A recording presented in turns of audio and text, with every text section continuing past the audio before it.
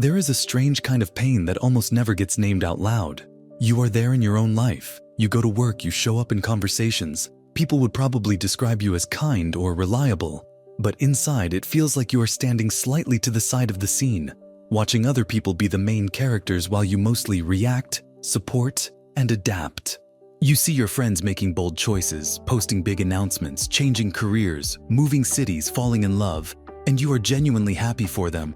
But somewhere in your chest there is a quiet ache that whispers, when is my story going to actually start? Maybe you know this feeling on Sunday evenings when you look back at the week and realize you cannot really remember any moment where you felt truly alive and centered. Just a blur of tasks, replies, and being available to others. Or maybe it hits you when you are scrolling through social media at night and you notice how your mind automatically compares your life to someone else's highlight reel. But instead of just envying their successes, you feel like you are not even on the same stage. In this video, you and I are going to talk about that feeling.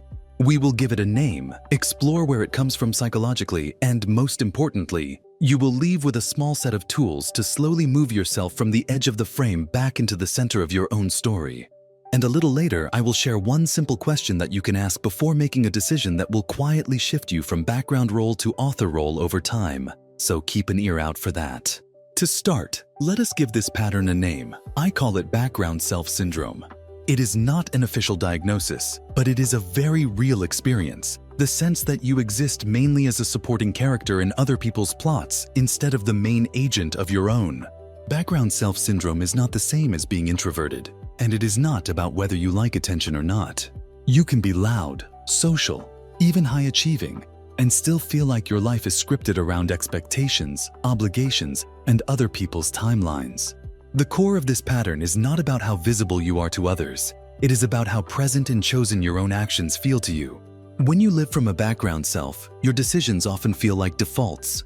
You pick the job that was offered, not the one you were curious about. You say yes to plans because they exist, not because they light you up. You stay in conversations that drain you because leaving would make things awkward. On the surface, this can look like being easygoing, adaptable, a team player. Inside, it often feels like you are constantly editing yourself out of the scene to keep everyone else comfortable. Psychologically, this pattern often grows from a mix of early learning and cultural messages. Maybe as a child you got the most approval when you were low maintenance, helpful, or quietly excellent. Perhaps there was a more dramatic person in the family whose needs took up all the space, and you learned that the safest position was to be the one who did not cause problems. Maybe you internalized the idea that wanting too much for yourself is selfish or risky or unrealistic.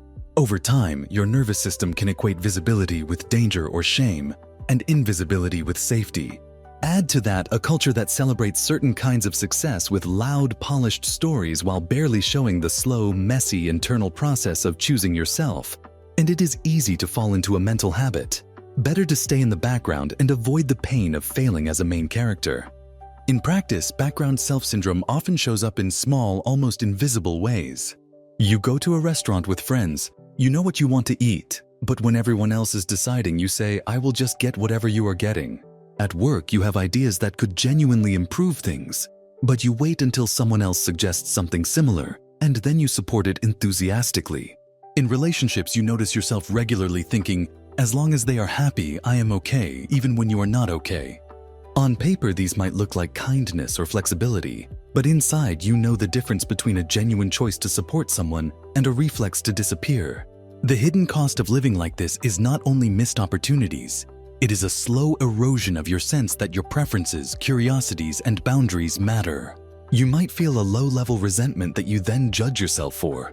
You might feel disconnected from your own desires, unsure what you actually like when no one else is watching. You might even start to experience a kind of mild depersonalization, where your life feels like a movie that you are watching rather than something you are actively inhabiting. If you leave background self-syndrome unchecked, it can turn into a story you tell yourself. I am just not someone who takes risks. I am not the type of person things happen to. I am a support character. The more you repeat that, the more your brain filters reality to fit it. The good news is that this pattern is not fixed. It is a habit of attention and action, and habits can be rewired. Together, you and I are going to build a small toolkit to gently shift you from the edges back toward the center. We will talk about 3 tools: the spotlight shift, the role rewrite, and the one-line scene. Think of them not as huge life changes, but as micro-experiments you can run in the next days. The first tool, the spotlight shift, is about where your attention lives. When you are in background self syndrome, your mental spotlight is almost always on others. You walk into a room and automatically ask, what is everyone feeling? What do they need? What would make them comfortable? This is not bad in itself. Empathy is beautiful. The problem is when you never swing the spotlight back to yourself. The spotlight shift is a tiny practice. In any social situation, or even when you are about to make a decision, you pause for just 3 seconds and internally ask, where is my spotlight right now, and what happens if I move it to me for a moment? For example, you are on a call and someone asks, does that time work for everyone? Your reflex is to say, sure, it is fine, even though it means you will be exhausted. In those 3 seconds, you silently shift the spotlight inward. How does my body feel about this? Do I actually have the energy? What do I need? You do not have to immediately express it perfectly, but just noticing gives your nervous system a new piece of information. Your inner signals matter enough to be consulted. Try this in the next 24 hours. Pick one recurring situation like scheduling, planning, or ordering something, and every time it comes up, run a quick spotlight shift. You may be surprised how often you are about to override yourself by default. The second tool is the role rewrite. Your brain carries a script about who you are allowed to be around different people. The reliable friend, the quiet child, the fixer, the funny one, the good employee. These scripts are not random. They were built from repeated interactions where certain behaviors were rewarded and others felt risky. The role rewrite is the practice of consciously updating one tiny part of that script in one specific context. Instead of trying to become a whole new person overnight, you pick a single scene in your life and decide on a small upgrade to your role. For example, maybe in your friend group, your old role is always available listener. You are the one who stays up late hearing about everyone else's problems, but you rarely talk about your own. A role rewrite for that scene might be, in this group, I am now the listener who also shares one honest thing about my week. The next time you see them, you do not need a big speech. You simply wait for a natural pause and say something like, by the way, can I share something I have been dealing with? Your heart might race. Your inner critic might say, you are making this about you. But you are not stealing the scene. You are actually stepping into it. Or at work, maybe your old role is invisible executor. You quietly do a lot of work behind the scenes, but you rarely claim it. A role rewrite might be, in our next meeting, I will take 30 seconds to summarize what I did and the results. When the time comes, you might say, just to update you, last week I did X, which led to Y. That small act of visible authorship sends a different message to your own brain. I am someone whose contributions exist in the story. The third tool is the one-line scene. Background self-syndrome often makes change feel overwhelming because you imagine becoming a main character as huge life overhaul. New career, new city, new identity. So your nervous system understandably resists. The one-line scene shrinks the change to the smallest meaningful unit. One line of dialogue or one concrete action that makes this moment feel a bit more like your story. The next time you are about to say or do something automatically, ask yourself, if this were a movie and I was the protagonist right now, what one line would I say or what one move would I make to show what I actually care about? Maybe you are in a conversation where everyone is agreeing just to keep things smooth, but you feel a different opinion. Your background self would nod along. Your one-line scene could be, I see where you are coming from, and I also see it a bit differently, can I share? That is one line. You are not blowing anything up. You are simply leaving a trace of your real perspective in the scene. Or you are at home after a long day and your autopilot is reaching for your phone to scroll for 2 hours. If you were the protagonist of your own story, maybe the scene would show you doing something that actually nourishes you for just 10 minutes. Stretching, journaling, walking, reading something that matters. So your one-line scene might be the action of putting your phone in another room and setting a timer for 10 minutes of something else before you scroll. Each time you do this, you are teaching your brain. My preferences and values are not just background noise, they become visible actions. Notice how these 3 tools fit together. The spotlight shift brings your inner world back into awareness. The role rewrite chooses a small change in how you show up. The one-line scene translates that into a tangible moment you can actually see yourself doing. None of this requires you to suddenly become loud or dramatic. Being the main character in your life has nothing to do with volume and everything to do with authorship. You can be quiet and still be the protagonist if your actions come from considered choices instead of automatic adaptation. Remember that curiosity loop from earlier.